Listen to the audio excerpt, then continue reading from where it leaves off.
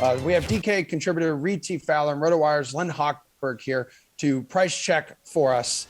Reid, your hair looks long. Are you growing your Thanks, hair man. out? Yeah, I guess what's the hair like? I just propped it up. I'm trying to get the flow back. I'm trying to go like March 2020, where I really had the big quaff going. But we'll see. We'll see how it happens. And the humidity, Emerson, really get into the old flow here. It's nice. It's nice. And then Len, I see you have decided to get a haircut. Your hair looks much shorter. It's pretty darn hot out here, as it is most of the world. But yes.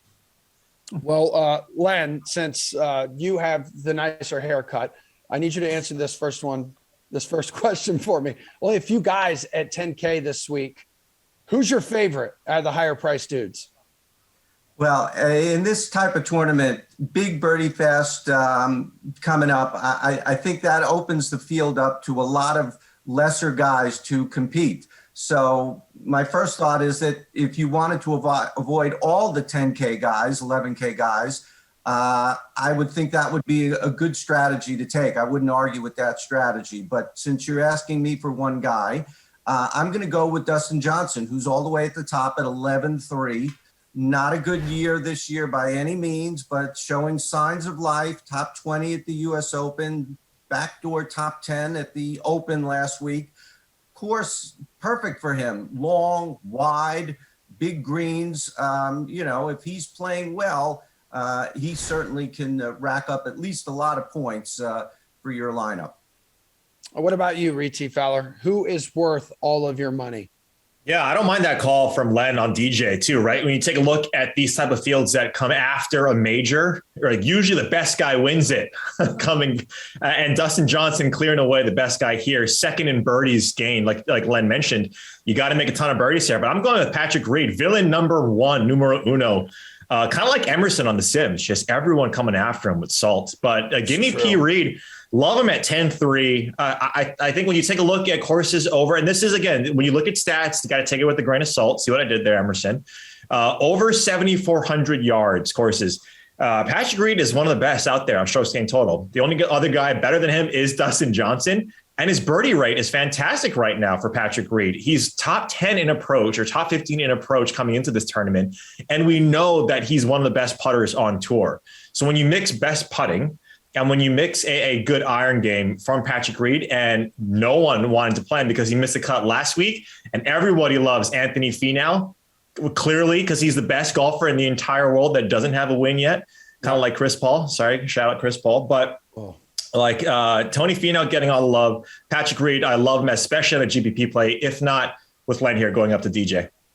Yeah, missed the cut last week, as you mentioned, but has made the last 4 cuts in the U.S., so there's something to pull away from there. Reid, 9K range features guys like Sergio, Wolf, Tringali. Who stands out to you here and why?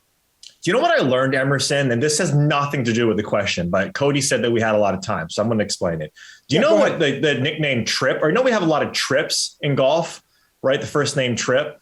Do you know that's a nickname for someone who's named like Emerson Latzia the third? Like if you were the third, your like nickname would be Trip. Yeah. Triple. Yeah. Okay. I'd say Trace, I'd go Trace. Right. Exactly. It makes no correlation to my question or my answer here, which is Bubba Watson. Because I just thought, okay, what is Bubba? Is that his nickname for something? Anyway, I digress. No one cares, like Cody mentioned. Well, isn't he the third? Isn't Bubba Watson the third? No idea. But Bubba Watson is my guy here. Number one in birdies, Emerson, $9,100. He didn't make the trip over. We talked about it, a couple of times on the shows previous to this one on why he didn't make the trip over to the Open Championship. But much like the Travelers, another TPC course, we see resort type courses where you need a lot of birdies. And Travelers is a course that Watson loves. I'm not going to say that it's exactly the same, but it can be akin to it. And I just like him in this range, especially when you got guys like Bobby Mack there, Cameron Tringali, Emiliano Grillo soaking up all the ownership. I like Watson. Hey, Len, you know what Bubba's real first name is? I should know that, and I'll know it when you tell me. It's Jerry. It's Jerry with a G. But Reid, he's not the third. He's a junior here. So he's Jerry, Lester, Bubba, Watson, Jr. Yeah. Wow. Lester. Bubba's clearly the best name out of those. I'm sorry, Bubba. I was going to say, yeah, Bubba might be the way to go there. Yeah.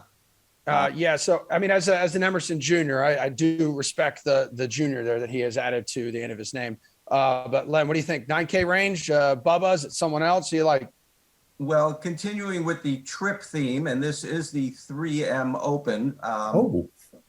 You know, I'm gonna go with Cam Davis, who might be the third Cameron on the tour after Champ and Tringali, although he is now Cam and not Cameron.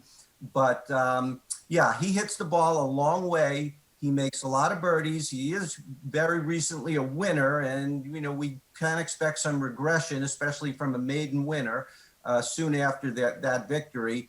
But again, this course aligns very nicely to his game. He makes a ton of birdies. He hits the ball far. I'm not expecting him to win, but I think he could be a good part of your lineup. And he's only 92. He's at the bottom of the nines. Man, he posted 7 top 20s too between November and May. That guy was super hot at the beginning portion of the year too, Len. Yeah. 8K range.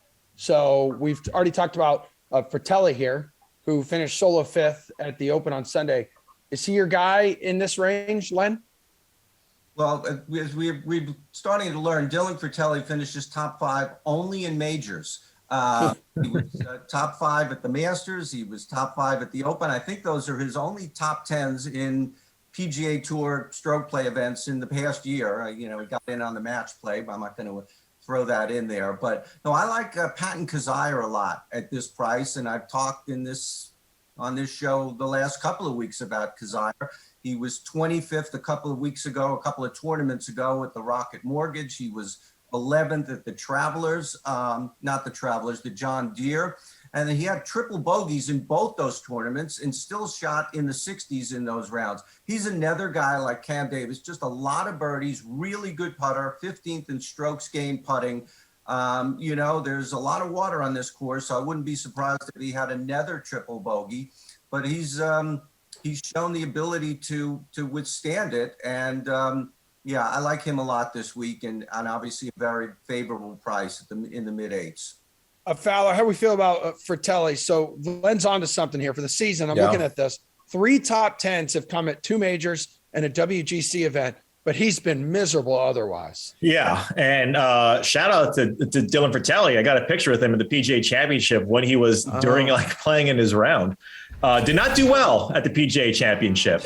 I believe he missed the cut on that one. So, you know, he's a great talent. He's an amazing talent. And you see that when he gets it going, he's a form player. He's not the guy that I want to choose here. It's like, I'm not really choosing a ton of guys coming from the Open Championship, especially ones who are in contention, like a Louis, like a Dylan. I think there's a lot of talent in this range. Keegan is going to get the love, but so is Matt McNeely. I think he's also going to get the love here. And rightfully so. You know, Matt McNeely is a player not necessarily similar to Cam Davis, but can hit the ball a ton. Has to work on his putting, but when he does, right, when Matt McNeely gets it going, we see him up there. Like his ceiling game is one of the best. He's played well, you know, at the Pro-Am at Pebble Beach, which doesn't have a lot of correlation here, but a guy that can play well on these type of courses. The thing that really kind of scares me with Mav is, can he convert those birdies? Because right now he's not, in that sense, he's not necessarily someone that you would think that can, but has done so over the past 24 rounds. He's putting really well over the past 24 rounds. So give me Matt McNeely. If it's not someone like Pat Kizzire, who we know can putt extremely, extremely well, he'd be my other guy. But, you know, Len already choose him. All right, we are heading towards the depths here. We're going to go to the 7K range. That's where you can find Jonathan Vegas. That's where he lands. Reid, I know you mentioned with me on the Monday edition of Get the Green as someone you like. So is he your favorite play in this price range? Yeah, I mean, GPPs, I think it's tough, right? When you get when you get Ross percentage, where Johnny Vegas is probably going to land at, you start to think about other pivots, and cash. I think he's a fine play.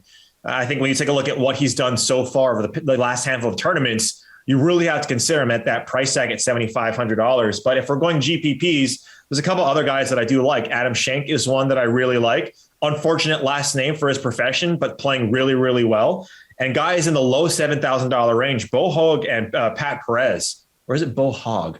Anyway, both of those guys at $7,100. Bo is playing really, really well. 8th, I believe, in approach over the last 24 rounds, likes these type of courses. And Pat Perez, we know what he does on resort type courses. We've seen it before at TPC Summerlin. We've seen it before, you know, at the La Quinta.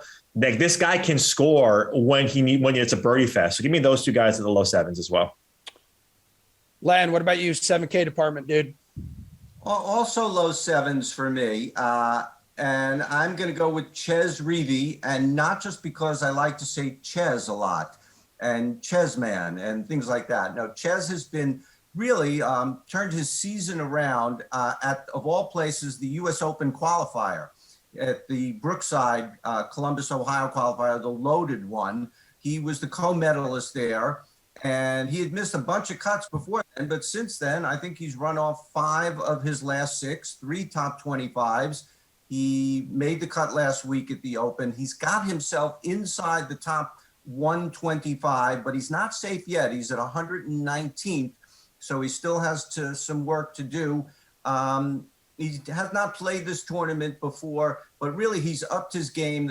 What he's really turned around is his approach play, his tee to green play, his numbers, really good strokes gained approach and tee to green, really one of the best in this field over the last couple of months. And again, favorable price, only $7,400. Guys, we got about a minute to go in the show, so we'll allow you two to go ahead and deliver your pick to win this week, the 3M Open. Go ahead, Len.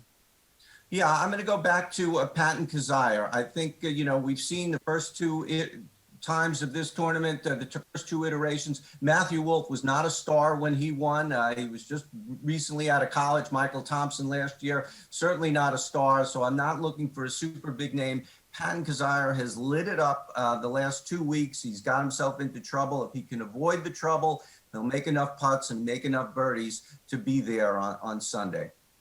Sweet T. Fowler, bring us home. Lefty, come on, Bubba. Bubba Watson plus 3,500. Probably could have gotten it at plus 4,000, but I think he's going to win this week.